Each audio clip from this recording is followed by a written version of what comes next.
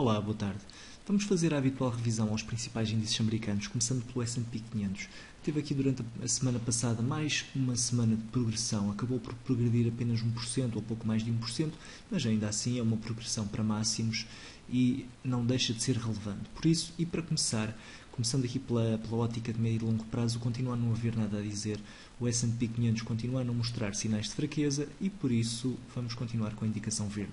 Já no curto prazo, surgem aqui alguns sinais que poderão indicar que o S&P durante a próxima semana poderá ir a abrandamentos. Não são ainda de sinais definitivos, mas são sinais preocupantes. Repare-se, durante a semana passada nós tínhamos aqui, estávamos aqui entre este range de preço, tínhamos aqui esta grande referência de negociação nos 2036 pontos, 2035 e a referência ascendente na zona dos 2047.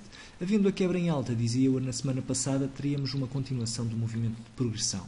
Foi precisamente isso que aconteceu, tivemos uma progressão rápida, mas agora estamos aqui precisamente a bater num eventual Head and Shoulders Top, que, volto a repetir aquilo que sempre digo, só deverá ser considerado a partir do momento em que há ativação. Se esta ativação acontecer, podemos ter aqui uma progressão descendente em forma de movimento corretivo, e este movimento corretivo poderá mesmo dar origem a um movimento corretivo major. É isso que acontece normalmente com os padrões de inversão. Recordo que todo este movimento ascendente começou com um duplo fundo. Se nós tivermos a ativação deste Head and Shoulders, um Head and Shoulders não é muito bonito do ponto de vista estético, mas ainda assim poderíamos considerá-lo também como outro tipo de padrão, mas eu optarei por considerá-lo como um Head and Shoulders.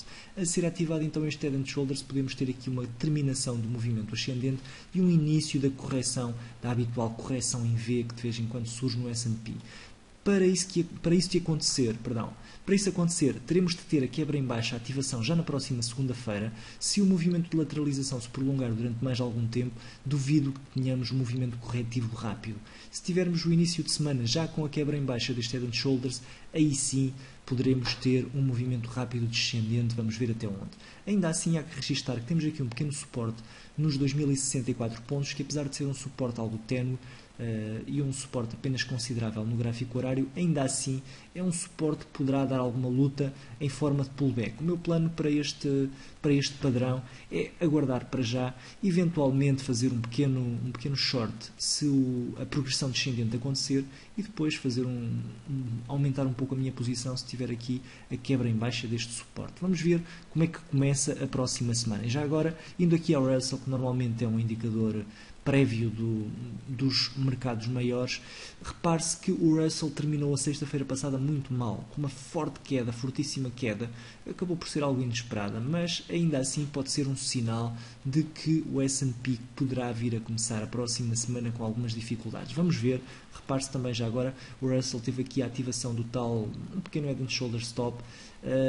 Eventualmente poderemos estar aqui a prever um movimento corretivo major no S&P 500. Vamos aguardar. Então, por esse motivo, no que diz respeito ao curto prazo, vou retirar aqui a seta verde habitual e vou deixar para já a seta de neutralidade. Isto somente porque ainda não temos a ativação do padrão. Como é óbvio, se nós tivermos a ativação do padrão nos moldes que eu acabei de dizer, vamos passar aqui para uma seta vermelha. Repare-se também algo surpreendente, que nas últimas sessões temos aqui 1, 2, 3, 4, 5, 6, 7, 8, 9, 10, 11, 12, 13, 14, 15, 16, 17, 18, 19 velas verdes em cerca de 25 sessões, em cerca de um mês de negociação, o que é bastante surpreendente.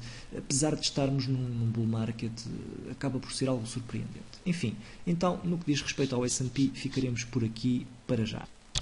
Já no que diz respeito ao Nasdaq, cenário muito semelhante no médio e longo prazo, progressão ascendente também impressionante, que não deixa qualquer margem para dúvida no médio e longo prazo, não há qualquer sinal de inversão de tendência para já. No que diz respeito ao curto prazo, indo aqui ao Nasdaq, não temos também ainda para já abrandamentos, sinais de abrandamento. Tivemos aqui uma vez mais, repare-se, a semana passada estávamos aqui, tínhamos uma situação muito semelhante à do S&P, com uma lateralização um pouco mais prolongada, inclusive.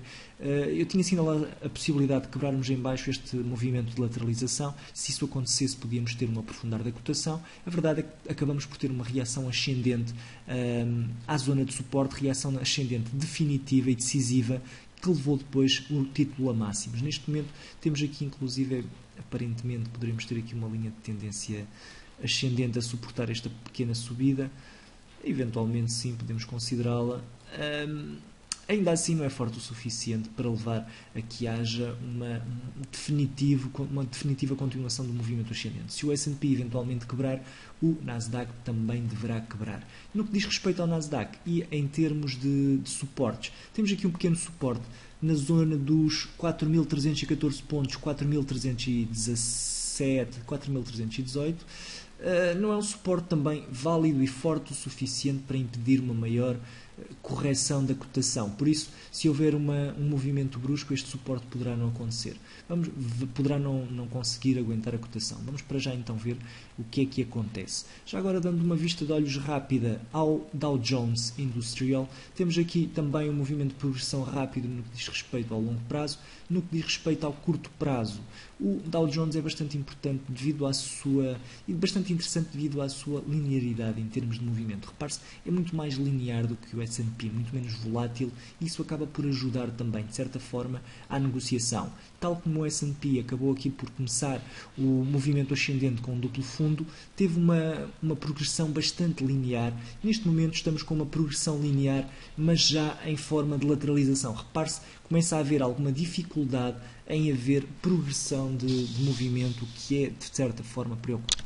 Repare-se que o Dow Jones tem aqui um movimento de consolidação retangular. Se nós tivermos uma quebra em baixa deste movimento de consolidação retangular, podemos ter pelo menos uma vinda aqui até esta zona de suporte, que passa pelos 17.570 pontos, mais coisa, menos coisa. Se tivermos a quebra do range em alta e até que haja indicação em contrário, tudo aponta para uma eventual quebra em alta do range. Se isso acontecer, teremos o índice em novos máximos. Será importante continuarmos a vigiar aqui esta resistência nos 17.769 pontos. Se ela for quebrada em baixa, então poderá dar origem a um movimento de inversão de tendência. Repare-se que para já, em todo este movimento ascendente, ainda não tivemos nenhum range de lateralização quebrada em baixa, e essa quebra poderia dar origem a um movimento descendente um pouco mais pronunciado. Vamos para já então aguardar.